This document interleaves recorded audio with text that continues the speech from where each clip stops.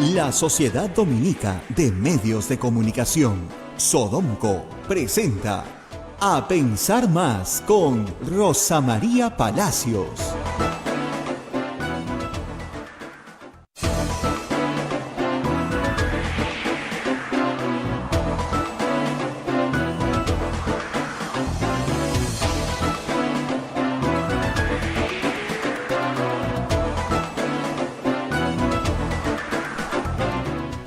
Muy buenos días, señoras, señores, bienvenidos a Pensar Más con Rosa María Palacios a través de las emisoras de la Sociedad Dominica de Medios de Comunicación, Sodonco. La Sociedad Dominica de Medios de Comunicación está integrada por Radio Santa Rosa en Lima, Radio Santo Domingo en Chimbote, Radio San Martín en Arequipa, Radio Cepagua en Ucayali, Radio Quillabamba en La Convención y Radio Madre de Dios en Puerto Maldonado. Estas son emisoras con el carisma dominico en el Perú. Hay otra red de radios amigas que nos están acompañando en Huánuco, Radio Huánuco, en Ayacucho, Radio La Voz de Ayacucho, en Puno, Radio Pública, en Ancash, Radio Moro, en Huancayo, Radio Cumbre, es la radio del Arzobispado de Huancayo, en Satipo, Radio Milenio, en Abancay, Radio Estación Solar, en Yurimaguas, Radio Oriente, en Cajamarca, Radio Los Ángeles, en Lampa, Radio San Valentín, en Cerro de Pasco, Radio Activa, en Huanta, Radio Continental, Onda Digital, Televisión, nos pone en sus pantallas. Usted nos ve por el Facebook de Radio Santa Rosa, de Radio Quillabamba, el canal de YouTube de Radio Santa Rosa, la página web de Radio Santa Rosa, www.radiosantarosa.com.p, y también nos escucha por ahí. Y el podcast de AM Tawa, que nos puede escuchar en cualquier momento y a cualquier hora del día. Bien, hoy día 2 de noviembre, día en que la iglesia recuerda a todos los difuntos. Bueno, rezamos por ellos y bueno, saludamos a esta hora del día a nuestra querida amiga Rosa María Palacios, a quien damos la bienvenida. Rosa María, ¿cómo estás? Muy buenos días. Muy buenos días, muy buen inicio de semana luego del feriado de ayer. Antes de ir sobre las noticias, tenemos que atender las menciones de nuestros auspiciadores y comenzamos con la Pontificia Universidad Católica del Perú. Somos la primera universidad peruana en alcanzar el puesto 13º en América Latina, según el ranking QS Latam 2022, gracias a una formación de calidad internacional que transforma nuestro país. Pontificia Universidad Católica del Perú. Hotel La Cuesta de Caima, de la Asociación Santa Catalina de Sena de las Madres del Monasterio de Santa Catalina. Es la mejor opción para tu estadía en Arequipa.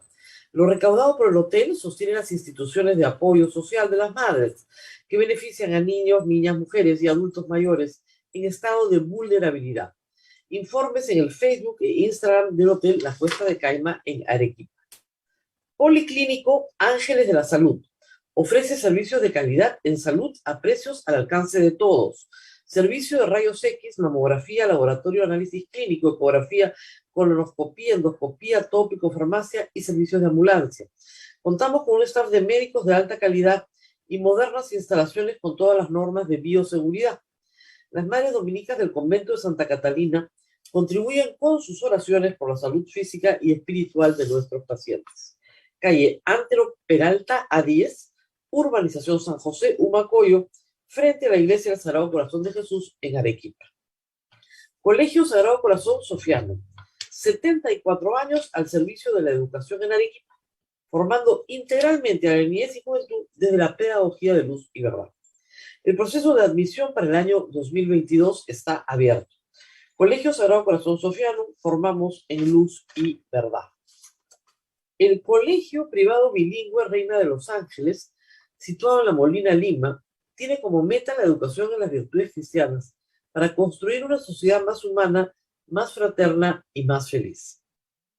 El Colegio Bilingüe La Asunción, perteneciente a la Congregación de las Hermanas Dominicas de la Inmaculada Concepción, ubicado en Trujillo, La Libertad, brinda una educación a jóvenes y niños basada en las virtudes y en la espiritualidad dominica.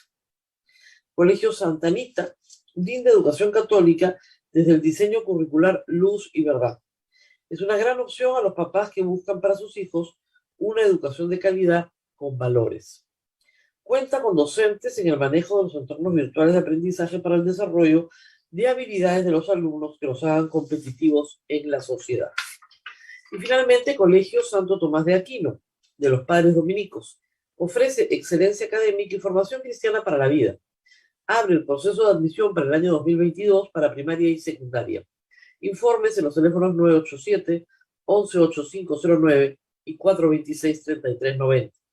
Colegio Santo Tomás de Aquino, 129 años, formando en valores cristianos.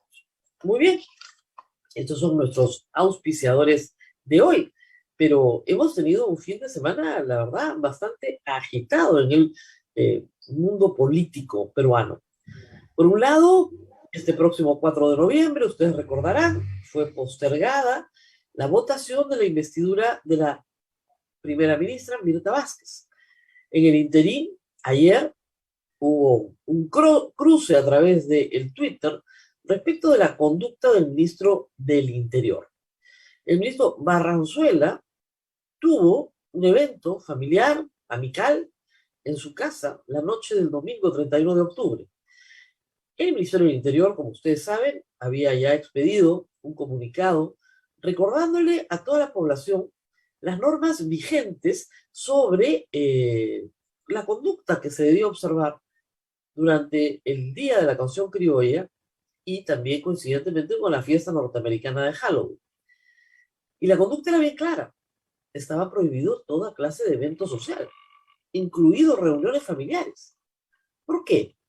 Porque la enfermedad del COVID sigue entre nosotros.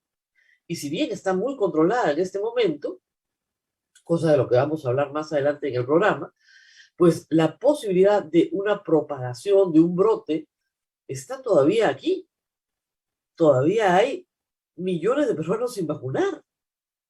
Por lo tanto, el ministro del Interior esa noche debía estar organizando operativos en todo el país, justamente para detectar posibles infracciones. El problema es que Latina pudo observar a pedido de los vecinos lo que pasaba en la vivienda en Surco del ministro del Interior. La música a todo volumen, música criolla. Él ha dicho después que estaban en una reunión de trabajo y que la música no era de su casa, sino de los vecinos. Un poco extraño, las demás casas estaban apagadas. La suya tenía luces, la puerta abierta, entraba y salía gente. La ministra Mirta Vázquez ayer le pidió públicamente que responda sobre su conducta. El ministro sacó un tuit contándonos el cuento de la reunión de trabajo y finalmente en la noche, tarde ya, la señora Mirta Vázquez también sacó otro tuit diciendo que consideraba inaceptable la respuesta del ministro del Interior y que hoy se tomarían decisiones. Esto, más allá de la criollada del ministro para celebrar el criollismo, denota que la señora Mirta Vázquez está jugando fuerte dentro de ese gabinete. Todas las bancadas, de una u otra forma, las que estaban en duda, digamos, respecto de su voto, habían puesto como una condición para dar la confianza a la salida de Barranzuela. ¿Por qué? Porque el ministro del Interior tiene un prontuario, pues. Como oficial de policía, su hoja de servicios es un desastre. Pero luego ha sido abogado de personas que tienen serísimos problemas con la justicia. Y no está mal que las personas que tengan serísimos problemas con la justicia tengan abogado. El problema es que el ministro no puede dedicarse a la persecución de sus ex patrocinados, los dinámicos del centro, y hasta ahora no se les encuentra. Hay un manifiesto conflicto de interés. No puede quedarse como ministro del Interior antes del incidente del criollismo. Pero lo que denota ese incidente es que el ministro se considera sólido, intocable, impune, inmune. Nadie lo va a sacar. La ministra Mirta Vázquez ha dicho todo o nada, o él o yo, es lo que ha dicho ayer. Y lo que sorprende es que no se tomen decisiones de inmediato. De inmediato. Recuerden ustedes, al ministro de Educación, Juan Cadillo, le contó al presidente por WhatsApp que ya no era ministro. ¿No me van a decir que en Puya no hay servicios de teléfono? Por supuesto que lo sabe. lo que está esperando Mirta Vázquez probablemente es que le digan que van a proteger a Barranzuela, con lo cual ella inmediatamente firma su carta de renuncia y nos olvidamos del 4 de noviembre. Pero se inaugura ya, creo yo, en profundidad, si eso ocurre, una crisis política de la cual Pedro Castillo no va a poder salir. Es muy complicado para él este momento político. Lo ha provocado el señor Barranzuela con su conducta. Y Mirta Vázquez creo yo que ha jugado muy bien sus cartas, porque no puede tolerar que sucedan este tipo de cosas. Así estamos esta mañana. En simultáneo, y no menos grave, por el contrario, mucho más grave, un problema de conflictividad social muy grande en el Perú, que ha explotado. Los que creen que un gobierno de izquierda reduce la conflictividad social se equivocan. La aumenta. ¿Por qué? Porque las expectativas crecen y son enormes. Y hay que decirlo con todas sus letras. Lo que vemos en todo el Perú no son problemas ambientales. Ahora bien, hace la Defensoría en llamarlos socioambientales. No son problemas ambientales los que llevan a tomar una carretera o a apedrear a la policía. Esto es plata. Estas son comunidades que exigen dinero, o bienes, o empleo, o cualquier cosa que implique mejora económica. En el caso de Ancash, la comunidad de Acma tiene un reclamo por terrenos, bienes económicos, que bien podría solucionar en el sistema de justicia peruano, que para eso está. El caso de Máxima Acuña es un caso muy cercano a la ministra, a la primera ministra, porque ella fue abogada de Máxima Acuña, donde se romantiza un poco, ¿no es cierto?, la defensa de la tierra. Es un caso de derechos de propiedad. Máxima Acuña es propietaria y valió su derecho de propiedad en un tribunal y ganó, porque era su tierra inscrita legítimamente en registros públicos y nadie se la iba a quitar. En una sociedad que defiende el derecho a propiedad, por supuesto, es su derecho. Lo mismo pasa con la comunidad. Si la comunidad tiene un mejor derecho que la mina, Antamina, está a 60 kilómetros de la mina, entonces lo puede reclamar en el sistema de justicia. Pero no nos agarramos a pedradas con la policía, pues. Porque ahí dejaste de tener derecho. Y dejaste de tener razón. Tuviste fuerza, pero no razón. Ha hecho muy bien la mina en cerrar sus operaciones. Y espero que el ejemplo lo sigan otras minas en el país. Porque la gallinita de la huevos de oro las van a terminar matando, pues. Antamina tiene un mineroducto. Le cierran la carretera por tener mineroducto. Las Bambas no tienen mineroducto. Le cierran la carretera por no tener mineroducto. Da lo mismo lo que tengas. No es un tema ambiental, es un tema de plata. ¿Cuánta plata le sacamos a estos? El cierre de Antamina significa el perjuicio de 10.000 trabajadores. Un corredor de 300 kilómetros hasta la costa. El gerente general ha dicho que ahí viven 100.000 personas. Pero eso no es lo más grave.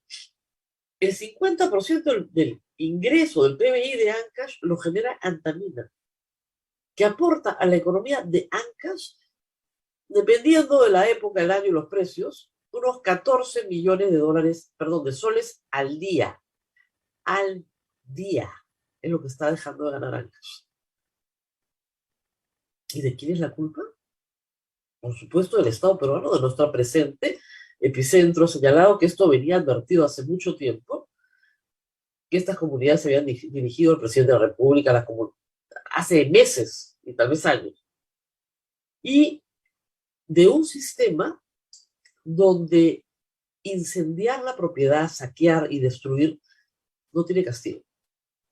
En Ayacucho creo que hay 17 detenidos, punto, no hay más, y los deben estar soltando ya. Lo que pasó en Apumayo es un crimen, eso es criminal, eso es criminal. Y de nuevo, plata. Ahí lo que están pidiendo es plata. Que cierren todas las minas. Mentira, no quieren que cierren ninguna. Quieren que les den plata. El ejemplo de las Bambas es un ejemplo, creo que es muy importante. Las Bambas dio millones a las comunidades cercanas, sobre todo a Fuerabamba. Millones. Casa, pueblo entero, colegio, escuela, plata para cada uno. Nunca basta. Nunca basta. Quieren más y más y más plata. Cuando no tienes ningún derecho ya, cuando no te corresponde nada. Más, más, y los demás también. Y la codicia se apodera de todos, de estos asesores que caminan, ¿no es cierto? Y exigen 30, 40% de lo que le saquen al otro, sin tener ningún derecho a sacarle nada. No hay derecho y no hay orden. Hay violencia. Bueno, lo único que le queda a una empresa es cerrar. No le queda otra. Suspende sus operaciones, pues. ¿Hasta cuándo? Hasta que tenga las condiciones. Porque después, cuando la pedrada le cae a algún trabajador de la mina, la culpa va a ser de la mina también. Ha hecho muy bien Antamina en suspender, y ojalá otras operaciones mineras hagan exactamente lo mismo. Hay una comunidad en la estación de bombeo número 5 que quiere quemar la estación, o sea, petróleo quemado en medio de la selva. Esa es su respuesta, porque no les dan plata. Todo es plata. Todo el tema no es ambiental, es plata. Deme trabajo.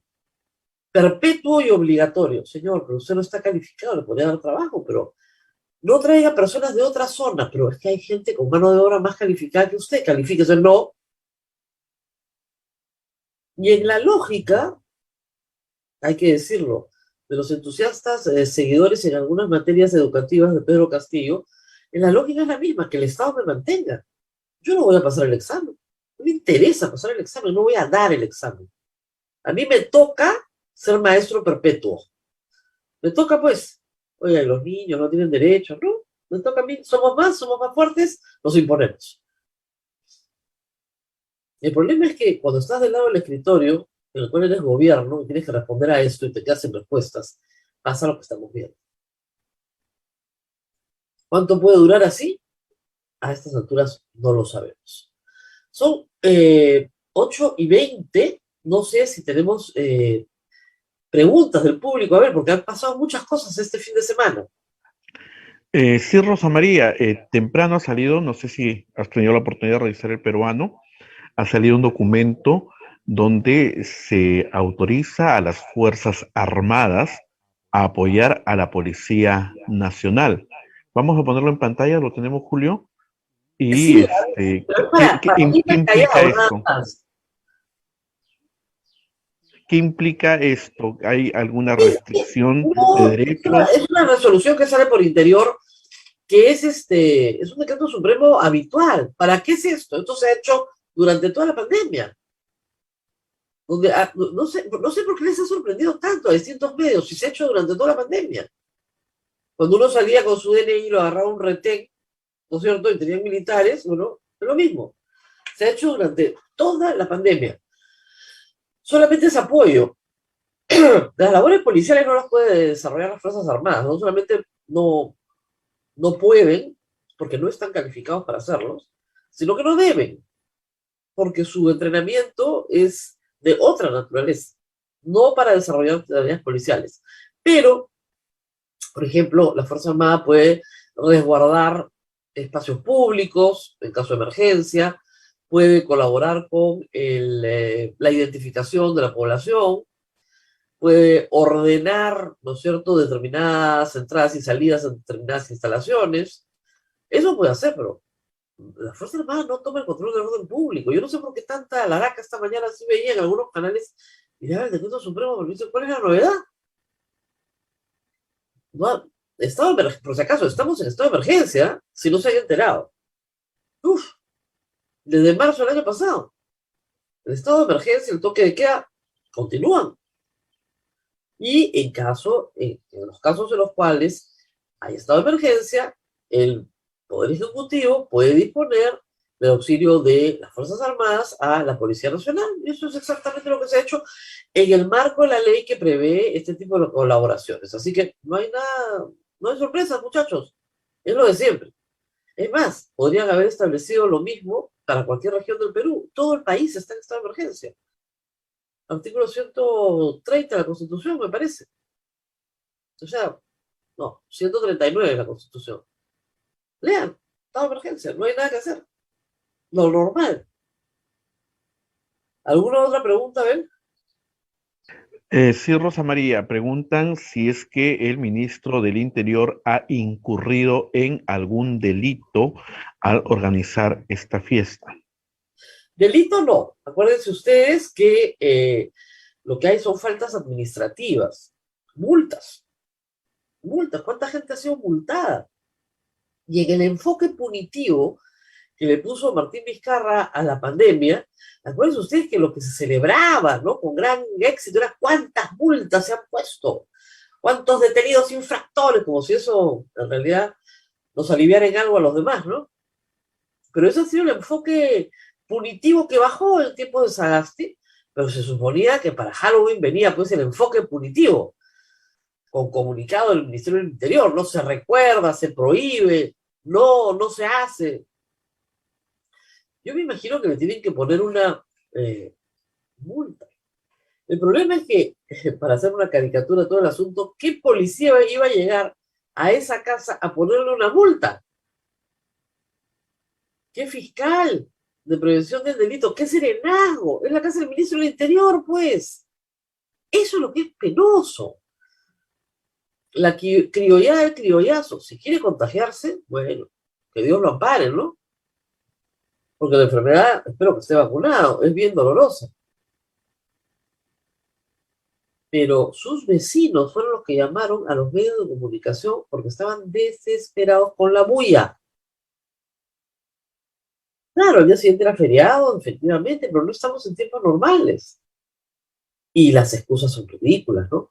Decir que estaba en un Zoom hasta las 6 de la tarde, uno ve las imágenes, es de noche, fue a las 6 de la tarde. Él puede haber estado en un Zoom hasta las 6 de la tarde, pero a las 9 de la noche estaban todos los medios de comunicación afuera.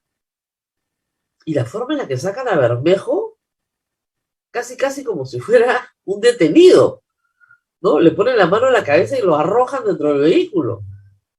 ¿Para qué? Para que no lo vean, que además habían empujado a los medios de comunicación. Claro, no se han enterado que los lentes tienen zoom, ¿no?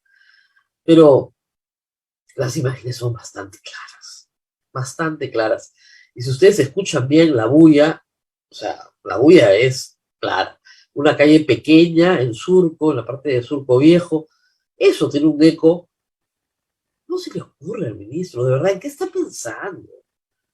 Él es el ministro, salvo, reitero, que esté pensando que puede hacer lo que le da la gana con total impunidad, porque está sólido como una roca, porque su padrino es Bermejo y su ex cliente, el señor Cerrón, está muy contento con su presencia, aunque él dice que no lo ha propuesto. Y mientras tanto, tenemos que escuchar cada tontería del gobierno. Ya no se diga del señor Cerrón, que dice que la CONFIEP arma todos estos laberintos en todo el país, ¿no? Y que la lucha antiminera sigue en pie, o sea, pidiendo muertos, como yo decía, el Día de los Muertos. Sino también el ministro de Justicia, que ha tenido que retirar lo que dijo porque de verdad da vergüenza ajena. Cuando Antamina suspende sus operaciones, legítimamente, porque el Estado no le puede garantizar la vida y la salud de sus trabajadores, que es responsabilidad del Estado, porque el Estado ha abdicado de sus responsabilidades, esa es la verdad, y hay 500 personas que toman una carretera y simplemente dejan sin producir a una compañía minera gigantesca. Bueno, cuando eso sucede, el señor ministro de Justicia, en una entrevista, señala que habría que ver pues quiénes son los accionistas de esa mina, ¿no? Porque seguramente están conspirando para bajar al presidente de la República. O sea, es de una ignorancia. Realmente desmerece, tan desmerece, que tuvo que retirar lo dicho. Porque una vez que uno, ¿no es cierto?, difunde quiénes son los accionistas de Antamina, a este hombre se le tiene que caer la cara de vergüenza. BHP es una de las empresas mineras, discúlpame, más grandes del planeta. Yo he estado en las instalaciones de BHP en Perth, en Australia. Ustedes no tienen una idea de la dimensión de las operaciones. Es impresionante. Claro, en Australia sí los dejan trabajar y por eso Australia es un país con menos población que el Perú, pero muchísimo más rico que el Perú, porque ahí sí se puede hacer. Glencore es tan grande en el mundo que tuvo que vender parte de sus operaciones para cumplir con las normas antitrust. Glencore, ¿ok? Y Mitsubishi, o sea, el señor no sabe qué cosa es Japón, Mitsubishi. Imagínense ustedes, pues, CEOs de empresas gigantescas a nivel mundial, conspirando para vacar a un presidente que no deben saber ni cómo se llama. Hay que ser realmente un ignorante sobre la economía mundial. No tiene el más mínimo sentido lo que está diciendo. Esos son los accionistas. Él cree que son Pedro, Juan y José, ¿no? De un comité en la Sociedad Nacional de Industrias, o en ADEX. Sí, hay gente que habla estupideces en grupos de WhatsApp. Sí, yo tengo montones. No tengo que hacer mucho hincapié en eso, ¿no? Cualquiera los ha visto. Y sí, hay algunos que creen que son Pinky y Cerebro y que van a destruir al mundo, ¿no? Y alguien le cuenta a la prensa, lo publica, pero no son más que eso, pues. Unos payasos que creen que con 10.000 soles compran el transporte público y organizan un paro, que también viene, hay que decirlo, el 8 de noviembre. No, pues, así no se va con un presidente. Se necesita una conspiración, por supuesto, pero una conspiración de partidos políticos. No lo que el señor Aníbal Torres cree que va a suceder. Mitsubishi del Japón, Glencore y BHP van a conspirar a nivel mundial. Así, está viendo muchas películas, ¿no? De espías para vacar al pobre Pedro Castillo. Y por eso deciden no ganar plata, o sea, deciden no ganar plata. Ajá. ¿Y no se le ocurrirá al señor ministro de Justicia que han decidido no ganar plata para que no maten a sus trabajadores y no les demanden después a ellos no haberlos cuidado? ¿No? ¿Eso no se le ocurre? Bueno, reitero, está bien rectificar. Ayer puso un tuit diciendo que retiraba lo dicho y que creía en el diálogo. Qué vergüenza, de verdad. Con ese elenco, bueno, y después del escándalo la semana pasada de un ministro que quiere aumentar tasas del impuesto a la renta, no sé, tal vez Mirta Vázquez lo esté pensando mejor. Está en una posición en la cual si no tiene el 100% del apoyo del presidente de la República, es mejor no estar. De verdad, si tienes 99% del apoyo del presidente de la República, tampoco, no te quedes. Tienes que tener el 100% del apoyo del presidente de la República. El hecho de que Mirta Vázquez no haya podido anunciar ayer la salida del ministro del Interior significa que no tiene el 100% del apoyo. Esto va a llevarla probablemente a renunciar hoy. Y si renuncia hoy, las perspectivas de permanencia de Pedro Castillo se hacen de verdad muy remotas. Muy remotas. Se va a deteriorar a toda velocidad. Con un Congreso que ahora sí no va a tener ningún problema en encontrar alguna excusa. Ahora sí, son 8:31, va a estar con nosotros el señor ex ministro de Salud, Óscar Ugarte, justamente para hablar de números, de la pandemia, de lo que se viene y de los problemas que se están encontrando en la vacunación de la tercera dosis. El viernes no tuvimos tiempo de contarlo, pero tengo toda la autorización de mi madre para contarles qué nos pasó el jueves tratando de que recibiera su tercera dosis. Y lo vamos a contar no porque es de mi madre, sino porque estuve ahí y porque pude ver la cantidad de personas que llegaban y que les decía que no estaban inscritas en el padrón del Ministerio de Salud. El Ministerio de Salud ha anunciado hoy que sale a la búsqueda, o saldrá a la búsqueda en las próximas semanas, de 3.5 millones de personas que no se han vacunado, casa por casa. Probablemente muchas sí se han vacunado y que hay un problema muy grave de subregistro que hay que solucionar para miles de personas que se van a acercar por la tercera dosis y les van a decir que nunca se pusieron la primera o la segunda. Vamos a la pausa, Abel. Vamos a la pausa, Rosa María, y también hay varias preguntas que ojalá se puedan absolver. Ayer me escribió un jovencito de 16 años y plantea, dice, ¿qué puedo hacer si mi apoderado no quiere dejarme vacunar? Tengo varios conocidos de mi edad, 16 años, que por lo visto sus padres no quieren que se vacunen. Y no solo es eso, además sus padres les han metido en la cabeza que la COVID no existe y todas las conspiraciones generadas en el entorno. Una pregunta muy interesante. Muy interesante que vamos a trasladar al doctor Oscar Ugarte. ¿Qué pasa con ¿Qué se puede hacer? Procedimientos médicos no aprobados por los padres, pero que a todas luces los padres están haciéndole daño a sus hijos? Vamos a ver qué pasa el doctor Ugarte. Ya nos está esperando el doctor Ugarte, volvemos. Sodomco, Sociedad Dominica de Medios de Comunicación.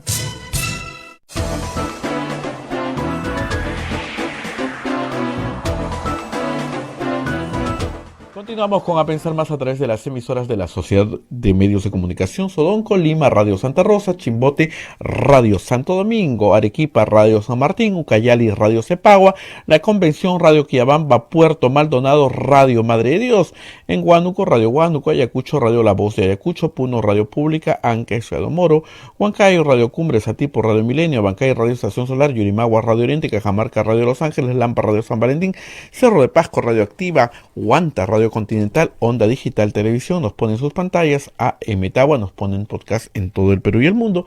Y antes de pasar con Rosa María, permítanme agradecer a las personas que el día viernes entraron al PayPal. Dina de Texas, Sara de Orlando y Miguel de Orlando nos enviaron su colaboración a través del PayPal. No se olviden, si usted quiere colaborar con Radio Santa Rosa, ingrese al PayPal, está en la página web de Radio Santa Rosa, ahí Julio les va a poner cómo se ingresa y puede ingresar y puede dejarnos su colaboración. Bien, ya nos vamos con Rosa María Palacios, que ya está esperando a nuestro invitado, que ha tenido la gentileza de contestarnos, el doctor Oscar Ugarte. Rosa María, adelante, por favor. Bueno, efectivamente, doctor Oscar Ugarte, muchas gracias por estar con nosotros. Hay muchas noticias sobre el COVID que queríamos comentar con usted, pero me acaban de mandar una que no deja de, hacer un poco de gracia, porque felizmente la cosa no es grave, pero hay 10 jugadores de Alianza Lima con COVID. Entonces me dicen que parece ser que el santo de Jefferson Farfán estuvo bueno. Estas cosas pasan y la gente cree que ya no pasan. Pero sí pasa, pues, doctor. ¿Por qué nos estamos descuidando tanto? ¿Por qué creemos que, ya la cosa pasó, ya todo el mundo se enfermó? Lo que todo el mundo dice, ya todo el mundo se enfermó, ya pasó. Bueno, empecemos por ahí, doctor. Muchas gracias. Antes que nada, buenos días y muy agradecido por la invitación, Rosa María. Como tú lo has señalado, hay la tendencia a bajar la guardia, porque estamos viviendo ya durante varias semanas una situación de reducción de casos, ¿no? Y también, menos mal, de fallecimientos. Como todos sabemos, la segunda ola en el Perú empezó en el mes de diciembre, y en enero, febrero, marzo fue mucho más impactante que la primera ola. A principios de abril, digamos, ya empezó a decrecer y ha venido en descenso permanente. Y a partir de agosto, digamos así, ha llegado a los puntos más bajos y se mantiene. O sea, son más o menos unas 10 a 12 semanas que se mantiene en niveles bajos. Si comparamos con el espacio que hubo entre la primera y segunda ola, que fue en el mes de noviembre, justamente hace un año, ese espacio fue entre 4 a 6 semanas, entre que bajó y empezó a subir. Hoy estamos en el doble de tiempo y sigue estando abajo, e incluso más abajo de lo que fue ese punto declinante entre la primera y segunda ola. Estamos mucho más abajo. Así es, doctor. Estamos al nivel de las primeras 2 o 3 semanas de la pandemia, digamos, claro. en marzo. Ahora, ¿eso qué quiere decir? O no sabemos todavía lo que quiere decir, porque no conocemos bien la enfermedad. A ver, hay hipótesis sin duda, un factor que no había el año pasado y que hoy sí lo tenemos menos mal es la vacunación. O sea, hemos ampliado las defensas de las personas y por lo tanto ese es, como se ha demostrado, es un protector frente a una reinfección. Pese a que estamos, según los datos de ayer, en el 55% de la población objetiva vacunada con 2 dosis, y la población objetiva, recordemos, son 27 millones y medio. No es toda la población por ahora, es de 12 años para arriba. Eso somos 27 millones y medio.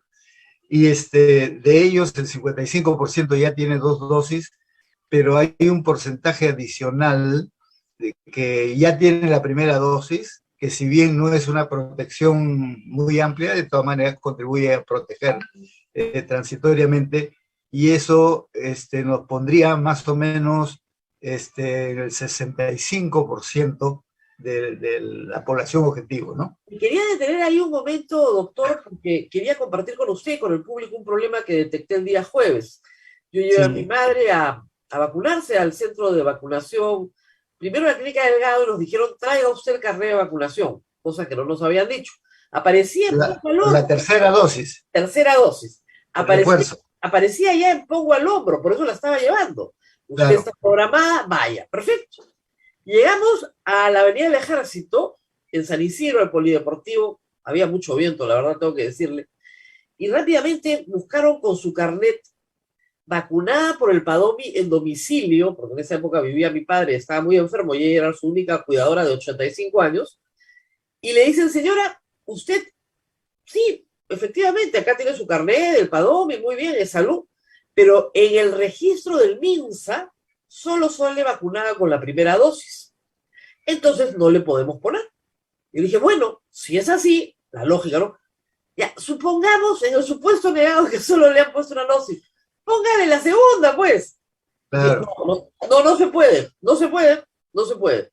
Tiene que usted hacer el trámite burocrático de ir a, esto era una locación de salud, a una locación del MINSA, a modificar el registro para que la anoten correctamente. Pero se podrá imaginar, si yo soy terca, bueno, mi madre... No, es un error, obviamente es un error. Se aferró a la MINSA y dijo, de acá no me mueve nadie hasta que no lo corrijan. He escuchado a una funcionaria del MINSA decir que nos quedamos 30 minutos, nos quedamos 2 horas. Llegamos a la 1 y salimos a las 3 de la tarde. Porque somos tercas y viejas y pesadas, pero le digo, muchísima gente mayor no se va a quedar. Y yo veía que al lado mío llegaba gente, preguntaba y se iba. Decían, no está su registro, su primera vacuna. Entonces, están votando a gente de la puerta, cuando deberían decirle, pase nomás, no importa cuál le toque. Ese es un error. No, ese es un error ahí en el centro de vacunación. Pero no, pero me dijeron que era un error que se reproducía a nivel, no señora, acá, así, nosotros, además, el pobre chico repetía una y otra vez, no es mi culpa, mamá lo quería matar. Decía, no, nadie te está diciendo que sea tu culpa, me tienes que servir a tu patria, ¿no? Entonces, era una escena un poco extraña, pero como me decía mi mamá, tenemos que quedarnos para hacer camino, porque si no, no se hace el camino. Y el problema es ese, ha habido un problema de subregistro, y de repente no faltan 3 millones de personas. De repente sí las vacunaron, pero no las han apuntado. Claro, además en este caso era en un centro, por lo que dice Rosa María, de salud. Exacto. ¿No es así? Pero la había vacunado Padomi de salud, ¿ah? Era salud por salud. Ellos tienen que tener el registro de eso, institucional. Claro. El registro de Padomi deben tenerlo, independientemente que el MINSA haya registrado esa vacunación o no. Y eso era suficiente. La primera, pero no la segunda. Pero digamos, el problema no es, yo lo puedo resolver, pero la mayoría de personas de 85 años no lo van a poder resolver. Y como lo reitero, probablemente sí se han vacunado. ¿Se acuerda usted cuando era ministro que usted sufría y decía, ¿por qué no regresan? Sí, no, se habían regresado, no los habían anotado. Puede ser esa falla. Es un buen dato, hay que insistir, en que esto se resuelva, porque finalmente el objetivo es vacunar y es proteger a las personas, ¿no es cierto? No es cumplir con el requisito administrativo de llenar un papel. Entonces creo que ahí lo principal es garantizar la vacunación. Se puede regularizar después, Claro. pero ya está. Nadie está yendo por una cuarta dosis, ¿no es cierto? Claro. Ahora, lamentablemente, doctor Ugarte, están pasando cosas muy raras, ¿no es cierto? Por ejemplo, yo me puse la primera dosis en el Perú, la dosis que me tocaba, la primera, y me tocaba vacunarme en la segunda dosis y yo no iba a estar en el Perú. Y en Estados Unidos te vacunan en la esquina, o sea, tú pones el hombro, ¿no? Me dieron mi papelito, perfecto, mi lote, pero el Estado peruano no me quiere reconocer la segunda vacunación en los Estados Unidos, por lo cual voy a tener que vacunarme, aunque no me corresponda, en la segunda dosis en el Perú. Eso no tiene lógica. Ya no tiene lógica, además por eso se creó un registro de vacunados en el exterior. Y ya me inscribí. Pero y me eso dicen tendría que que funcionar. no me van a dar ninguna validación. Y ahora que uno viaja, necesita acreditar su doble vacunación. Así es. ¿Qué hacemos? No, hay que corregir esos errores, hacer que funcione el registro, porque es Yo lo me voy a tener elemental. vacunando 4 veces, 2 allá para ellos. O sea, imagínate, usted tendría que vacunarse 2 veces en cada país que visita. No Si usted tiene viaja un poquito, termina pues con 18 vacunas, no tiene ningún sentido. Un viaje a Europa termina usted agujereado. Entonces, claro, no tiene sentido. Pero en fin, Sí, esperemos que yo creo arreglen que eso el tiene problema. que corregirse. Tiene que corregirse, Ahora, sin duda. doctor, viene un problema también planteado en la pausa que creo que es bien importante. Se empieza a vacunar ya a menores de edad masivamente, esto es muy bueno. Incluso en Estados Unidos ya se autorizó Pfizer hasta los 5 años la semana pasada. De 5 a 11, sí. Claro, pero un muchacho de 16 años nos escribe y nos dice, mis padres no quieren que me vacune. ¿Qué hago? Bueno, ese es un tema efectivamente medio complicado, porque la condición es que tengan el consentimiento de los padres, ¿no? O de sus tutores. Claro. Lo que quiere decir que probablemente los padres tampoco se han vacunado. Claro, por supuesto. Ese porcentaje, según la última medición, creo que fue en septiembre, es en promedio del 8%, ¿no? Claro. Lo que significa un avance muy importante, porque en febrero, cuando recién empezábamos la vacunación, las encuestas decían que un 40% no quería, más de un 40% no quería vacunarse, Claro. lo que era un gran problema, ¿no es cierto? Eso ya se ha reducido al 8%. Pero curiosamente en Lima es un poco más del promedio. En Lima creo que está en 10, 11, ¿no? Y en otras regiones está menos de 8, entonces el promedio nacional termina siendo 8. Bueno, ahí sí hay una dificultad, ¿no? Claro, de repente se puede acceder, digamos... Vamos a hacerlo, doctor, en otros términos. O sea, imagínese usted que un chico, jovencito, tiene apendicitis, ¿ok? Si no se le opera, se muere. Claro. Y sus padres se niegan a que sea operado. Y el chico le dice, doctor, opéreme, me muero del dolor, por favor, no le haga caso a mis padres. Éticamente, ¿cuál es la respuesta ética como médico? Tienen que operarse. Es para salvar la vida, es una emergencia, ¿no es cierto? Y tienen que operarse. Ahora, este otro debería tener el mismo valor, digamos, ¿no? Ético, moral y además efectivo de salvar una vida, ¿no? Pero es un tema interesante, ¿no? Porque habría que determinar una forma en la cual la opinión del chico prevalezca, o de repente otro familiar, ¿no? Pero es un buen tema, ¿no? Claro, de repente los padres no quieren, pero los abuelos sí, entonces Así es. También tienen algo que decir. Entonces creo que eso es algo en que en el mundo entero, ¿no es cierto?, se va a debatir. Actualmente, hay que decirlo, si un padre de familia se niega a vacunar a sus hijos contra la polio, tétanos, difteria, en fin, lo que corresponda a su edad, ¿hay alguna sanción en el Perú? No. No hay, porque el principio, y eso está en la ley, es que la vacunación no es obligatoria.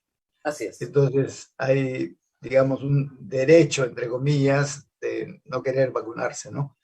Pero Oye, sí, a usted y a mí nos puede parecer extrañísimo, porque yo crecí en una cultura de vacunas y de cumplimiento estricto de programas de vacunación. Mi madre era muy estricta en eso, y me parece rarísimo que alguien no quiera vacunarse, pero claro, somos una claro, generación. además, lo que más se sabe hacer en el Ministerio de Salud es vacunar chicos. Yo siempre he dicho eso. El año pasado, este año, perdón, cuando en febrero muchas voces, sobre todo el sector privado, eran muy escépticas respecto a la vacunación, yo le decía, miren, lo que mejor hace el Ministerio de Salud del Perú, de lejos, pero de lejos, con premios y reconocimientos internacionales, es vacunar. Así es. Saben vacunar muy bien. Y claro, han habido también muchas mentiras, muchas medias verdades en el camino, y a mí me sorprende, por ejemplo, que las personas exijan una marca de vacuna. Yo no tengo la más remota idea de qué marca fue la que me pusieron cuando me vacunaron contra la polio. Pero digamos, No, no. yo y usted, probablemente creo que yo más, soy de la primera generación vacunada contra la polio masivamente. La vacuna se descubre creo que en el 63 y a mí me deben haber vacunado en el 66. Bueno, Somos, yo soy previo a esos años. O sea, a mí no me aplicaron muchas de las vacunas que hoy se aplican. Por claro, ejemplo, la vacuna contra el sarampión, en mi época, en mi generación, no había la vacuna. claro. Entonces, uno se protegía enfermándose, ¿no es cierto? Ah, claro. Entonces, uno pasaba por las paperas, pasaba por el sarampión, Varicela, y ahí rubiola. venía la inmunidad de por vida. Claro. Después han venido la Pero, vacuna, ya mis hijos, sí. claro, pero el sarampión mata, el polio deja secuelas permanentes. Entonces, claro, las mamás estaban desesperadas por vacunar y vacunaron masivamente y gracias a la vacunación Así masiva, es. la enfermedad de polio desapareció en las Américas. Así Gracias a es. Dios. Pero Y fueron las madres. eso, eso, Rosa María, es una buena oportunidad para decir y comparar cómo en el caso de esas enfermedades, por ejemplo, la vacunación ha generado inmunidad de por vida. Claro, Pero hay enfermedades como la influenza, por ejemplo, que no genera inmunidad de por vida, incluso con la vacunación o cuando uno la tiene. ¿Y por qué? Porque los virus son mutantes. Entonces la vacuna que servía hoy ya no sirve para el próximo año. así Y es. así mucho depende de la enfermedad. Por ejemplo, hay enfermedades como la viruela, que también desaparecieron, es la primera que desapareció en el mundo, pero hay enfermedades como el SIDA, que no producen inmunidad, al revés, ¿no? El efecto es, elimina la inmunidad, y cuando se generaron estas vacunas contra el COVID, no se sabía Claro. cuánta duración van a tener las vacunas. Recién ahora ya hay estudios, estudios lo que dicen es que a partir del sexto mes, no es que desaparezca, pero empieza a reducirse la protección, los anticuerpos que se generaron con las vacunas. Es por eso que ahora se recomienda la tercera dosis de refuerzo, ¿no es cierto? Claro, pero esa Pero tercera dosis de refuerzo va a ser de por vida, tampoco se sabe. no sabemos, no sabemos. Lo más probable es que tengamos que volver a vacunarnos anualmente, Claro. lo más probable, pero eso está todavía en evaluación. Claro, o que se incluya esta vacuna dentro de la vacuna contra la influenza. Ese es otro camino. Sin duda, como se hizo contra la H1N1, ¿no? Exactamente, que ya se La incluyó. pandemia del 2009 fue igual, se generó la vacuna, hubo la vacunación, pero solo por un año. El Claro, 2010 nos vacunamos contra la H1N1 y al subsiguiente año ya se incorporó en la vacuna general de la influenza. Efectivamente, eso está... claro. Y la otra noticia es que Merck ha apostado a la cura. Es decir, Sí, ya no solo vacunar, sino tener medicamentos que curan el COVID. Y se está muy claro. avanzado en eso también, ¿verdad? Sí, ¿qué es lo que se hace contra el SIDA? Es decir, no Claro, hay vacuna contra el SIDA por ahora, pero hay lo que se llaman los antirretrovirales que atacan al virus. exacto. Ahora, también, y mire cuántos años ya tenemos, ¿no? Desde finales de los 90, que hay los antirretrovirales, pero lo que se ha descubierto, es decir, que ha quedado demostrado con toda la experiencia, es que no lo desaparece. Uno inyecta el antirretroviral o se ingiere, porque hay las dos formas, y lo que se produce es, se elimina el virus en sangre, pero el virus se parapeta en los tejidos. Entonces, claro, al no estar en sangre, ya uno no contagia, y esa es una gran ventaja. Ni tampoco hace la fase SIDA, digamos. Aquí se vuelve una enfermedad crónica, pero es una enfermedad crónica que tiene tratamiento y que no afecta la vida de los demás ni la tuya. Así es. Ahora, como siempre sucede en estos medicamentos, más aún ahora, que son medicamentos biotecnológicos, ¿no? Son muy costosos. Entonces, un tratamiento masivo y de repente continuo es bien difícil que se pueda financiar. Claro, pero lo que demuestra la experiencia, doctor, es que con el tiempo ese tratamiento costoso se vuelve muy barato. Se reduce, claro. 10 o 15 años, lo que vale en la hoy... medida que la producción se hace masiva, claro. Piense usted lo que costaba una vacuna contra la polio hace 60 años y lo que cuesta hoy. O sea, claro, porque además estos productos de innovación que al inicio están protegidos por las patentes, luego pierden la patente. Así es. Y hay múltiples productos que compiten y eso baja los precios, sin duda, ¿no? Natural. Pero en el caso del COVID todavía hay varias incertidumbres, pues no sabemos la duración de la protección, si se va a poder hacer lo que se sugeriría, digamos, incorporarlo en la vacunación contra la influenza en general. Eso recién se está investigando. Todavía está en discusión. Ahora, hablemos un poco de cifras mundiales. Hoy ya se sabe que, de acuerdo a la base de datos de Johns Hopkins, pasamos los 5 millones de muertos. Pero si uno mira el tamaño de la población mundial, ¿cierto? Más de 6.000 millones de habitantes, 5 millones de muertos, depende cómo uno mire el vaso, si medio lleno o medio vacío, ¿no? Parece que estadísticamente no tiene el impacto que tenían pues las pestes, ¿no es cierto?, de la Edad Media, que se llevaban la mitad de Europa, ¿no es cierto? Es decir, la humanidad se ha podido defender mejor en esta oportunidad. Ahora, hay que decir algo. Según The Economist, el subregistro mundial es enorme y que esos 5 millones son en realidad 17 millones. En el caso peruano no parece haber subregistro, pasamos los 200.000 muertos. Lo que pasa es que corregimos, acordémonos. Corregimos a tiempo, así es. Teníamos un subregistro y en mayo, con recomendaciones de expertos, hicimos la corrección y se triplicó, justamente. Porque teníamos 65.000, pasamos a 180.000. Por eso es que ahora estamos en 200.000, porque en los últimos 6 meses, digamos, aún en bajada, se ha ido sumando de a poquito y ya estamos de los 200.000. Pero la mayoría de países no ha hecho esa corrección. No ha hecho. Por eso The Economist, la Organización Mundial de la Salud lo recomienda. Así es. Supongamos que sean 17 millones de muertos en el gran número. Igual, la gripe española se calcula que mató a 100 millones de personas. Sí. Bueno, no había vacuna, pues en esa época tampoco, ¿no?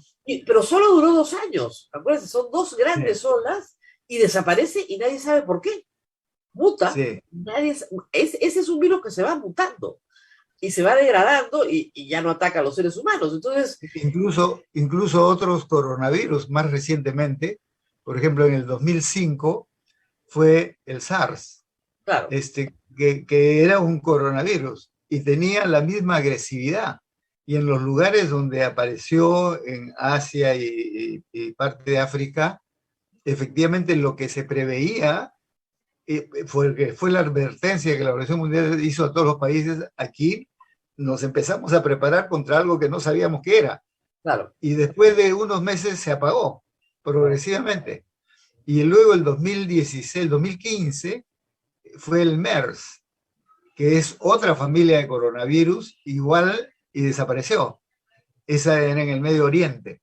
Claro. Entonces hay muchas cosas que no se conocen, que no se sabe por qué desapareció y por qué otras tienen la potencia de estos de COVID, digamos. A lo que iba mi punto, que es un punto optimista, es que los seres humanos, como especie, hemos aprendido a defendernos de una manera notable en 100 años. O sea, haber saltado de 100 millones de muertos en la última gran pandemia a 15, 17 millones de muertos, siendo gravísimo cada una de las muertes, pero implica un aprendizaje, ¿no? Un aprendizaje como humanidad, y creo que eso es notable, a pesar de la tragedia que ha sido el Perú. Sin duda, porque justamente he recordado lo que es el SARS, lo que fue el SARS del 2005 y el MERS el 2015-16, porque lo que se investigó en esa oportunidad para atacar a esos virus es lo que es el punto de partida con lo cual se está teniendo no solo las vacunas ahora, sino estos tratamientos antivirales como el que acaba de referir de Merck. Y hay otros laboratorios que también están investigando eso, ¿no? A futuro, la capacidad de respuesta de la humanidad frente a ataques virales, luego de esta experiencia, ¿va a mejorar? Debería mejorar. Pero, a ver, la lucha del ser humano, digamos, contra los microorganismos patógenos es sin fin. Claro, Mire, yo le cuento, cuando yo fui ministro la primera vez, en el periodo 2008-2011, recuerdo que el año 2010, porque fue después de lo del H1N1, que fue el 2009, aparecieron unos brotes febriles en Juanjuy, ¿no? Entonces aparecieron, no sé, 5, 6, 8, 10. Entonces, por la zona, uno dice, malaria. Se investigó, no era malaria. Dengue, se investigó, no era dengue. Y todas esas enfermedades parecidas, digamos, ¿no? Pero fue creciendo y no se sabía. 15, 20, 80, 100, 150, no sé qué cosa es esto. Y el Instituto Nacional de Salud, que investigó a fondo, detectó que era la fiebre oropuche. Entonces, cuando a mí me dijeron, es la fiebre oropuche, yo fui a revisar mis libros, ¿no es cierto? Claro, ¿qué es la fiebre oropuche? Nunca había visto un caso de fiebre oropuche. Y efectivamente, no existía en Perú. Existía en otras partes del mundo.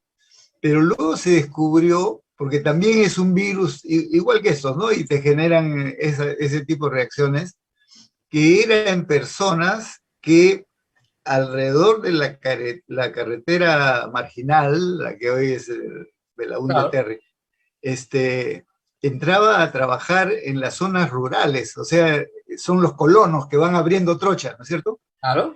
Bueno, y era evidente que estar en contacto con zonas donde no ha estado el ser humano, uno desbroza vegetación, toma contacto con animales diferentes, y ahí brota. O sea, hay reservorios naturales en animales y plantas de estos gérmenes que están en el mundo. Entonces, nuestra gran riqueza de tener esta característica ecológica es a la vez un riesgo, un problema, porque ahí hay un mundo desconocido con el cual recién va a entrar en contacto las personas y eso puede generar una serie de enfermedades que no conocemos, ¿no? El mismo problema se tiene, por ejemplo, con la interoceánica norte o la interoceánica sur, porque ha ido atravesando y desbrozando zonas que terminan siendo complicadas para las personas, ¿no? Pero es así, pues, y eso tiene que ver también con este otro gran problema, ¿no? Del calentamiento global, porque eso va generando condiciones en ese plano de condiciones de mayor agresividad contra el ser humano, y este es el escenario que estamos viviendo. Entonces, efectivamente, estamos mejor preparados, pero estamos ante nuevos riesgos también, ¿no es cierto? Algunos de ellos desconocidos. Hay cosas que hasta ahora la humanidad no... El otro día me dijeron que el piojo que transmite la peste negra, o sea, el bacilo de la peste negra, todavía no tiene vacuna, no tiene cura. Claro. Simplemente matas a la rata ya no puede ser el vector, pero el bacilo existe. Y la peste negra se llevó a la humanidad. Pero también la rata. También Porque históricamente, ese es un tema bien interesante, la peste, ¿no es cierto? Claro. La peste bubónica. La gran expansión de peste bubónica fue a principios del siglo XX y llegó por mar, por barcos infestados de ratas que a su vez Las estaban ratas, de los infestadas barcos. de ratas, claro. Entonces, los cuadros que se vieron en su oportunidad a principios del siglo XX fue en los puertos. Fue en el Callao, fue en todos los puertos caleteros, hasta Chimbote, y demoró desde principios del siglo 1902, 1903, hasta 1930 de erradicar. O sea, fue un periodo larguísimo que se empleó, además, incluso se fumigaba, no se fumigaba, se quemaban las casas. Llegaban con estos botafuegos que quemaban. Pero ¿qué ha sucedido? Hoy lo sabemos. Las ratas hábiles finalmente y con sentido también de autoprotección fueron migrando y hoy están en los valles costeros en el norte, por ejemplo en los valles cañeros. Entonces, cuando se erradica la caña, aparecen los roedores e invaden las zonas vecinas y aparecen casos de peste que antes no había. Entonces, es una lucha sin fin, pues, ¿no? Que hay que mantener. Es una lucha sin fin, eso hay que tenerlo claro, porque no es que esto se acabe, es que ustedes, los médicos, siempre han estado luchando y los pacientes no lo sabemos, pero la lucha siempre ha estado ahí y va a seguir estando ahí. Va a seguir, y va a seguir. Yo creo que ese es el gran, la gran conclusión, es esto que decimos, no hay que bajar la guardia, es decir, no hay que bajar la guardia nunca. Nunca. Ahora, el problema es que hay, por ejemplo, hemos hablado de enfermedades que son transmitidas por el piojo que pica una rata, o el dengue, que el vector es el mosquito. El problema del COVID es que el vector somos los seres humanos. Así es. Y eso tiene, porque era lo mismo con la viruela. Exacto. El virus de la viruela se transmitía de persona a persona. Entonces, la vacuna, y por lo tanto el generar protección contra las personas, fue el mecanismo a través del cual progresivamente, mientras se fue vacunando a toda la población, ya el virus no tenía cómo reproducirse, porque se reproduce en las personas que están desprotegidas. Exactamente. Y llegó un momento en que ya no había dónde reproducirse. El caso de la viruela es muy interesante porque la vacuna era el ser humano. O sea, se traía a personas vacunadas de España, ellas claro, tenían vacuna en el cuerpo. Así es, claro. Por y supuesto, inoculaban de un cuerpo a otro, de uno a otro. Así es, el suero de las personas contenía los anticuerpos para combatirlos. ¿Sí? Ahora, por ejemplo, que ya no hay viruela en el mundo, hay un riesgo potencial. Y todos los años en la Asamblea Mundial de la Organización Mundial se discute cuál es el problema. Que tanto Estados Unidos como Rusia tienen reservas de virus de la viruela. Claro. Tienen reservas. Entonces, el gran problema es el riesgo de que a partir de ahí, ahora que ya la gente no se vacuna pues contra la viruela, se pudiese reproducir. Entonces, hay un debate donde por mayoría se aprueba que se desaparezca esas reservas que tienen ahí, pero no hacen caso. Entonces, la viruela y la sífilis, riesgo potencial. O sea, cuando la viruela llega a América con los españoles, eso fue muchísimo más duro con la población que cualquier otra cosa. Se calcula que habían 11 millones de habitantes en el territorio del Perú a la llegada de los españoles y a los 50 años quedaba 1 millón. 1 millón. Fue devastador. Devastador. Entonces sí, o sea, la humanidad ha vivido esto muchas veces, pero yo sí creo, a diferencia de muchos otros colegas, que nunca se ha defendido con tanto éxito. Sí. O sea, aunque a pesar de que la Organización Mundial de la Salud dice que la cifra de fallecidos es una vergüenza, y probablemente lo sea por muchas otras razones, nunca nos hemos defendido tan bien. Y eso es algo que habría que los avances de la ciencia son indudables, ¿no? En este caso, porque los tiempos, por ejemplo, para haber producido vacuna y estar produciendo en esta dimensión gigantesca, han sido mucho más cortos de lo que se ha dedicado el tiempo a enfrentar otras enfermedades. Entonces, claro, pero es así, los nuevos retos generan nuevos conocimientos, pues. Y en medicina ese es un principio que está siempre presente, pero también es cierto, como lo dice la Organización Mundial de la Salud, que el sistema económico predominante genera desigualdades. Claro. Y el desarrollo económico, este boom generado en los últimos 30 años, digamos, o 35, ha generado mayores desigualdades en el mundo, con mayor riqueza en determinados países. Pero hay una paradoja en todo esto. América Latina ha sufrido más que nadie en número de muertos oficiales, pero estamos a la par que Europa, exactamente a la par. Y hay que decir que esta pandemia en África no ha sido lo que se esperaba. Todos esperábamos una mortandad brutal en África y sin embargo no ha ocurrido. Sí. África tiene el número de muertos 280 millones y nosotros tenemos, 280.000 y nosotros solo en el Perú tenemos 200.000. Todo África tiene 280.000 muertos.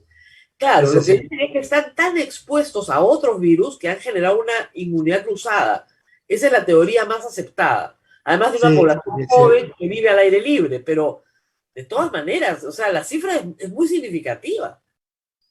Sí, y la tendencia es efectivamente a que vamos a tener que convivir con estos virus nuevos, como el del coronavirus, permanentemente, ¿no? Es decir, no va a desaparecer, la vacuna lo va a contener, pero lo va a domesticar, digamos así. Pero hablando de eso, hoy día he escuchado que la vía panamericana está al 70% de ocupación, ¿eh? No es que la cosa haya pasado todavía. Pero cuando todo esto pase, la parte más fuerte, ¿qué queda? Eso es lo importante en infraestructura, me refiero. Porque ya no vamos a tener escasez de oxígeno en el Perú.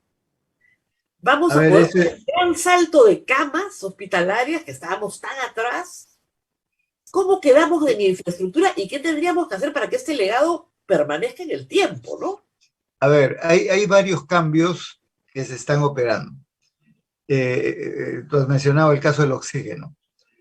Mira, en enero de este año, el déficit de oxígeno, cuando se estaba iniciando la segunda ola, era de 110 toneladas diarias. Era la diferencia entre lo que se necesita y la producción de oxígeno. Bueno, esa diferencia era vidas humanas que se perdían, ¿cierto? Esa carencia de oxígeno. Durante el crecimiento de la curva hasta finales de marzo, el déficit creció de 110 a 150 toneladas días. Pero luego se compraron plantas de oxígeno, se importó oxígeno, etcétera, y la brecha se fue reduciendo. Se redujo a 80, 50, y a partir de junio ya tenemos superávit en el país. Tenemos superávit de oxígeno. Ahora, pero eso nos ha planteado un problema adicional, que nosotros lo advertimos en su momento, pero creo que todavía no se están tomando las medidas requeridas. ¿Cuál es? El Estado, el sector público, ha pasado a ser productor de oxígeno. Nadie se lo propuso. Y esta cosa de que el Estado no debe intervenir en la economía, en los mercados, se fue al tacho, porque el propio sector privado le entregaba al Estado, vía donación, plantas de producción de oxígeno. Hoy tenemos 360 plantas. Al inicio de la pandemia teníamos 8 o 10 plantas. Y al inicio de la segunda ola teníamos 70. Hoy tenemos 360 plantas que las posee principalmente el sector público, sumando MINSA más salud. Entonces tenemos una capacidad que se puede malgastar. ¿Por qué? Porque son plantas, algunas de ellas que se habían reparado, porque provenían del sector minero, digamos, pero hay que tener un plan de mantenimiento, hay que hacer una inversión en esta gran capacidad de producción, hay que tener expertos que manejen el mercado del oxígeno. Nunca antes hemos tenido ese problema. Entonces, tenemos nuevas capacidades, pero eso plantea retos, porque también podemos perder la oportunidad de tener una gran infraestructura a nivel nacional. Eso es lo que, Pero eso es lo que me preocupa, doctor. Camas, por ejemplo, sí. A nivel de camas, tenemos una brecha que no se ha cerrado para nada. Digamos, el estándar para países como el nuestro es tener 2.5 camas por cada 1.000 habitantes. De acuerdo a eso, deberíamos tener 80.000 y tenemos 40.000. Okay. Y ha crecido unos cuantos miles durante la pandemia, pero la brecha es muy grande para camas. Es por eso que antes de la pandemia se alargaban los tiempos quirúrgicos, por ejemplo, porque no había cómo internar a las personas para que puedan ser operadas, y así sucesivamente. Pero en algo sí hemos ganado, digo yo, es en el conocimiento humano a nivel de toda la población. Nunca como antes la gente sabe de medicina, discute, conoce. O cree saber, ¿no? Bueno, pero es mucho más. Es mucho más la información. Ahora, pues los medios también facilitan muchísimo, ¿no es cierto? Esto de las vacunas, por ejemplo, y estas creencias, la negación, yo dije antes que en marzo más del 40% no quería vacunarse. Pero luego ha ido pues convenciéndose, ¿no es cierto? No solo por lo que se dice, sino viendo en la realidad que de repente al hermano le pusieron y no se le cayó el brazo, como decían, ¿no? Que podía pasar.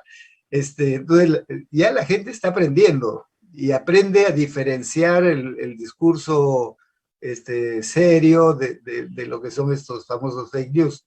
Pero el conocimiento de la gente... Sobre todo, ministro, porque la gente que está muriendo hoy en el Perú es la gente no vacunada. Exactamente. Y esa es la mejor explicación que uno puede dar. Mira, los muertos son no vacunados. Exactamente. Y eso es algo que hay que asentar en las personas, porque también es un conocimiento volátil, ¿no? Después de repente ya se olvidó. Pero esa es la gran oportunidad de tener una sociedad mucho mejor formada en conceptos básicos de prevención, de promoción de la salud, sí creo, de acceso al tratamiento. ¿Vendrá una tercera ola?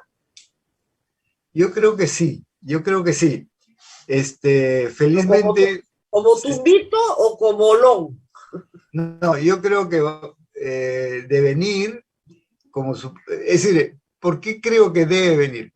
Porque en todos los países se ha producido, entonces es muy raro que Perú, con todo lo que nos ha pasado, hayamos... Ningún país tiene 200.000 muertos. ¿Ah? No, es cierto, pero... ningún país tiene Iquitos. Los Iquitos, eso solo lo hemos tenido nosotros. Así es, pero por ejemplo eso que en su momento se dijo, finalmente va a haber una protección porque la cero positividad era 70% después de la crisis de Loreto, ¿no? Sin embargo, luego se ha demostrado, como hemos comentado, que esa duración de la protección sin vacuna, sino por haber estado en contacto con el germen, por haber enfermado, era pasajera. Claro, salvo que estés en una sociedad donde ya no hay contagio comunitario. Como bueno, ya no tiene por dónde correr el virus, digamos. Claro, pero eso es lo que queremos lograr, porque ese es el principio para la inmunidad de rebaño. Exactamente. Ese es el principio. Claro. Pero con este virus no funciona, porque las mutaciones y estas nuevas variantes generan escenarios diferentes y por eso se ha constatado que a partir del 6º mes todas las vacunas, incluyendo Pfizer, Moderna y todo, digamos, la protección, los anticuerpos generados van disminuyendo y por eso la tercera dosis, ¿no? Claro. Entonces, sí. Ahora, ministro, por ahora solamente es para profesionales de salud que están en contacto con gente COVID, no para todos. Y no para personas mayores de 65 años. Todavía no nos dan la tercera dosis, digamos, universal. No. Y eso es razonable, digamos, porque eso genera mayor demanda y por lo tanto escasez, ¿no es Claro, cierto? De la vacuna. Felizmente, nosotros, digamos, pecamos por exceso. sí, Cuando hemos comprado vacunas, en la época del presidente Sagasti, la orientación que se dijo es compremos todo, ¿no es cierto? A todas las vacunas que había así por haber. Y es por eso que hasta julio se logró contratos por 98 millones de dosis. Entonces, claro, los suspicaces decían, ¿por qué compran tanto? ¿Qué cosa hay para, detrás? para Si la nosotros, tercera, y que no sabíamos, pero claro, decíamos, por si acaso, además, el mercado es inseguro, claro, como que efectivamente, por ejemplo, parte de los 98 son 20 millones que se contrató con Sputnik claro, V, que no ha llegado todavía por problemas de producción. no, y además, en Rusia es donde está el peor brote en este momento, no está Ahorita, claro, y también este funcionando. mecanismo de COVAX Facility, nosotros contratamos 13 millones 200. Han llegado 2 millones, Claro, quedan 11 millones. ¿Por qué? Porque no están abasteciendo, los laboratorios no están abasteciendo al fondo de COVAX Facility. Pero 20 más 11 son 31 millones faltantes de los claro, 98, pero todavía nos quedan 69. claro, Y eso es más que suficiente para cubrir a toda la población objetivo, incluyendo niños, y el refuerzo de la tercera dosis, ¿no es cierto? claro. Claro, ahora ya hay la posibilidad de hacer nuevos contratos, ya estamos cerca de fin de año, y ya se han concretado, por ejemplo, con Pfizer y con Moderna para el 2022. Claro. Entonces, Y lo Perú en importante ese sentido ahora, está bien ubicado. claro, y ministro, no solamente lo importante es vacunar, sino que tener los contratos con Merck, que está a punto de sacar la cura. Y ya, Sí, si no es una cura, bueno, ya se acabó la historia, ¿no? O sea, ya va a ser muchísimo más fácil. No digo que no tengamos que mantener la medida de prevención, digo que si hay una cura, a las pocas personas que sí se enferman, incluso claro, vacunadas, las pueden es sacar un complemento esencial, sin duda. Es así. sin duda, ¿no? Y Es igual, acaba la historia, es, ¿no? es igual como el conocimiento de los antibióticos, ¿no? Así Cuando es. los antibióticos se han generado y ampliado, eso no se peleaba con la vacuna, no, es complementario, son son Son otras otras. armas que también hay que tenerlas, ¿no? Así Creo es. que sí. Y bueno, si hemos pero piense usted, ministro, yo recuerdo cuando empezó esta pandemia, haber estado conversando con la ministra, en ese momento Gloria Montenegro, estoy hablándole del 10 de marzo del año pasado, y me decía, están llegando 100 camas UCI. Y nos parecía bien, 100. Y No, después nos enteramos que habían 270 a nivel nacional, y después llegamos a 501, y nos quedamos en 501 bastante tiempo, y se necesitaban, hay en el libro de Johamovich, es un muy buen libro, lo recomiendo, Díaz de sí, Control, que sí, sí, El presidente lo he Duque leído. le dice al presidente Vizcarra, bueno, yo tengo 5.000 camas UCI y estoy preocupado. Y el Perú no tenía ni 200. Sí. Y Ahora, en Colombia tenía 5.000 y estaban eh, eh, preocupados. eso es relativo, ¿no? Porque las camas UCI antes de la pandemia también eran una necesidad. Ah, no, Este, claro, no claro, había. y teníamos déficit. Entonces, lo que ha pasado con todos los países, porque nadie tenía camas UCI para COVID antes de que venga el COVID, ¿no es cierto? Entonces, lo que se hizo fue empezar a pasar camas UCI no COVID a COVID. Ah, claro, lógico. Esa fue la migración más rápida y se empezó a, digamos, a reducir la opción de camas UCI para otras enfermedades también necesarias. Entonces, no solo el pasaje de no COVID a COVID, sino además la ampliación de camas es el reto, ¿no es cierto? Porque nosotros teníamos un déficit muy grande de camas UCI antes de la pandemia. Claro, por supuesto, pero ya quedaron. O sea, el hecho de que ahora tenemos 15.000 significa un salto, eso sí significa un salto gigantesco, ¿verdad? Es un salto gigantesco. Así que, efectivamente, ese tipo de cosas que son, digamos, es el capital, el nuevo capital del cual dispone la salud Así pública es. para enfrentar Y no solo monitores, esta pandemia, sino cualquier otra enfermedad, claro, ¿no? y monitores y todo el tema de intubación. O sea, eso no había en el Perú. No, no había, Yo recuerdo no que al había. principio la Universidad Católica rescataba de escombros, más o menos, y con encima armaron lo que pudieron monitores hasta de los 80, que eran buenos, ¿no? Pero que tuvieron que sacar de los depósitos. Lo que tememos, Igual, lo que tememos mucho, ministro, es que estas camas se embalen, que estos monitores se embalen y no se usen por años. Eso es lo que te da pena bueno, en el Estado, que esta infraestructura no se aproveche en beneficio de la gente. bueno, ese es el reto, ¿no? Lo mencionaba en el caso del oxígeno, donde Exactamente igual. el Estado ha generado una capacidad de producción muy grande, pero se puede perder también simplemente por, digamos, mala gerencia, ¿no? Y en este caso hay que tener una noción macro, pues, ¿no? De todos los activos que hemos ido generando y que hay que mantener y completar, porque no en todos se han cerrado las brechas, se han Claro. cerrado parcialmente. Y todavía, aún que desaparezca el COVID, necesitamos para muchísimas otras enfermedades que hoy lamentablemente se han desatendido por el problema de la pandemia. Así es. Y usted cree que va a llegar una tercera ola, pero vamos a comportarnos de una manera distinta. Puede haber una cuarentena de 15 días, pero no puede haber una cuarentena de 3 meses, ¿verdad?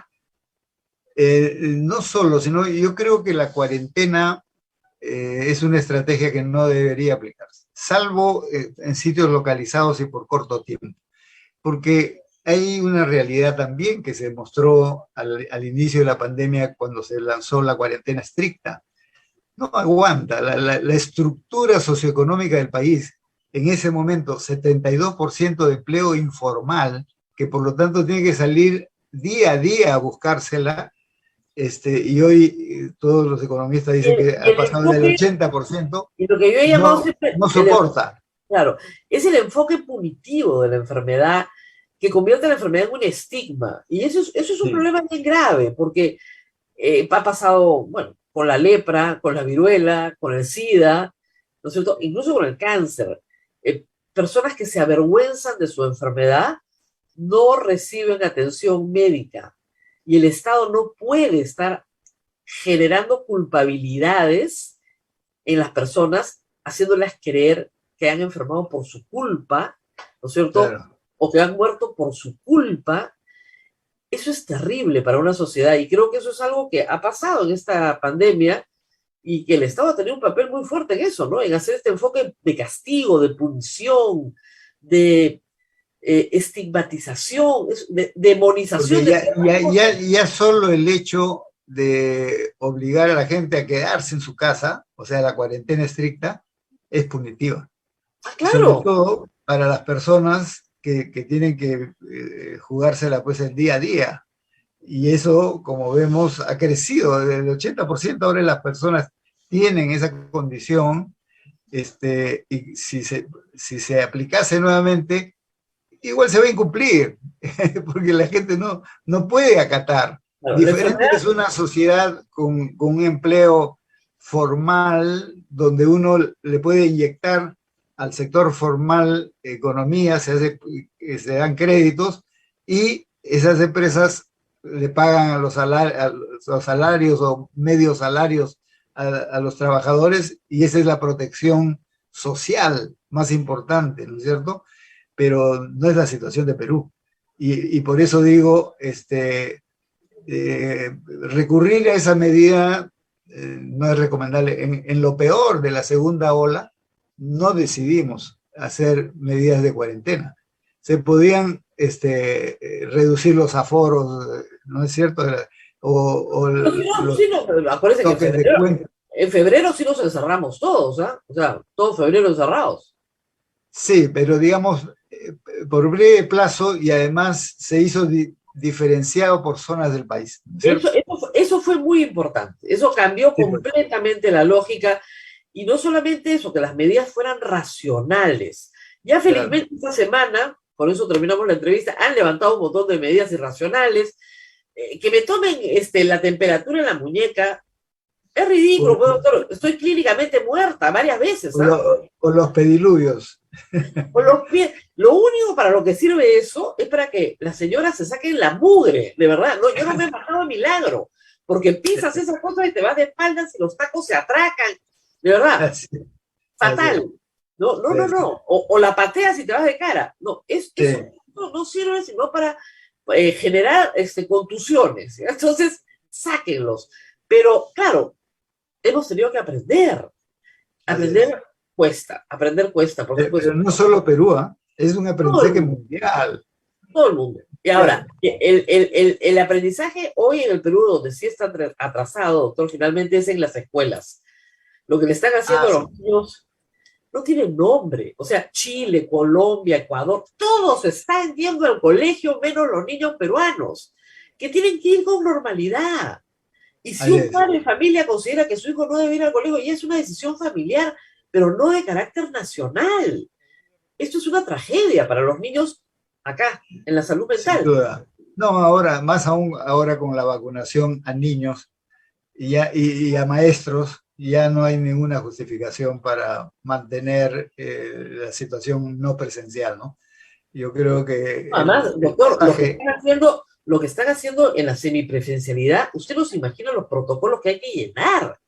Hay que llenar una ficha sintomatológica en red cada vez que entra alguien al colegio y cada vez que alguien reporta un enfermo en su casa, se cierra el colegio y se fumiga. Y claro, siempre no, en 1.000 alumnos no, puede haber esos son excesos, son excesos. Ahí hay que flexibilizar y regresar a la presencialidad cuanto unos antes. Eso protocolos sin del duda. Ministerio de Salud que está cumpliendo el sector privado, pero el sector público no puede cumplir con eso. Además, porque es Sí, inútil, sí, inútil, ¿no? sí, En sí. fin, doctor, pero bueno, Bueno, salimos adelante, al final de cuentas. Muchísimas hay que gracias. ser optimistas, Ah, yo sí pero lo soy. tenemos que aportar porque, mire, yo digo, las dos grandes estrategias para impedir o frenar o postergar una tercera ola son el comportamiento social responsable, y eso implica lavado, sencillo, lavado de manos, doble mascarilla y evitar las congestiones, o sea, mantener el distanciamiento social. Y de otro lado, la vacunación. Esas son las dos grandes estrategias y eso compromete la participación de las personas y el Estado tiene que promover que eso suceda, ¿no?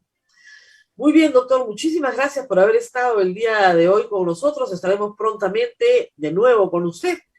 Y Abel, nos vamos despidiendo si no hay más preguntas del público. Tenía varias preguntas, Rosa María. Permíteme solamente una, doctor Vaz, ¿esto se va a convertir en una endemia? ¿Ya es esto eh, casi seguro? Sí, ya se está produciendo ese fenómeno, ¿no? Ya científicos han publicado hace ya 3 meses un artículo bien interesante que se llama Forever Virus, ¿no? O sea, virus para siempre. Sí, y se va a tener que convivir con el virus, menos mal en mejores condiciones, ¿no? Con mayor conocimiento de cómo enfrentar al virus, con más armas tecnológicas por parte de la salud pública, y sobre todo mucho mayor comprensión de las personas para asumir un comportamiento social responsable. Entonces, sí, la respuesta en concreto es sí, caminamos a eso, pero también tenemos mejores armas para enfrentar. ¿A qué costo, no? Hay que recordar Sí, que más de bueno, 400 médicos bueno, en Perú han muerto, usted mismo se enfermó, o sea, ha sido durísimo, durísimo para la muy medicina duro, peruana, pero acá estamos, muy duro. Así es, acá así estamos. es. Muy bien, Abel, nos tenemos que despedir ahora sí. Nos despedimos, sí, Rosa María. Muchísimas gracias Permítame, al doctor Oscar Ugarte.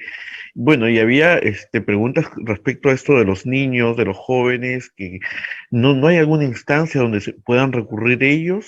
mira, un niño puede, digamos, si hay un padre y una madre peleando, puede decir que uno de sus padres lo apoya y lo puede lograr.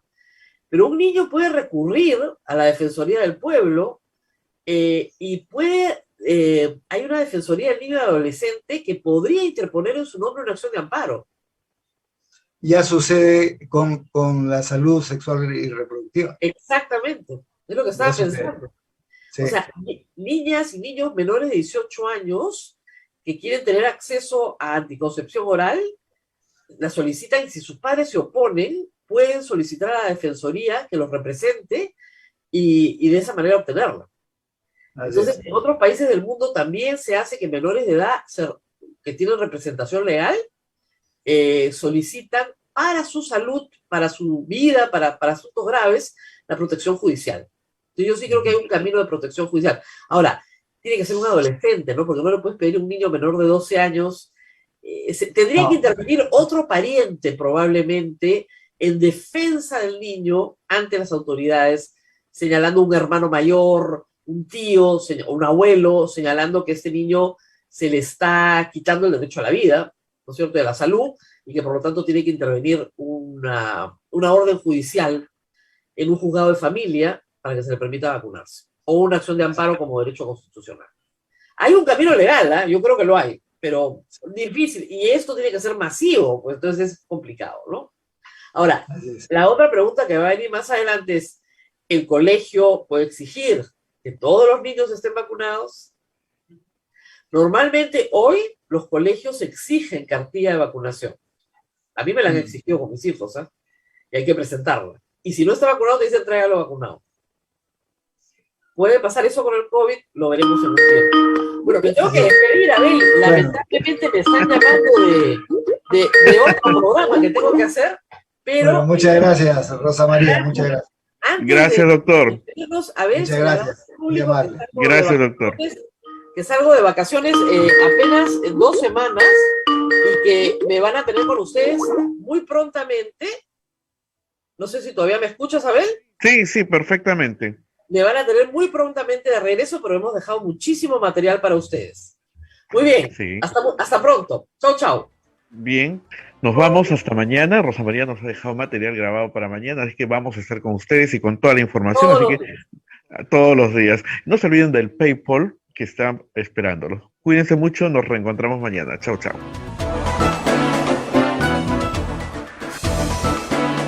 Hasta aquí, A Pensar Más con Rosa María Palacios.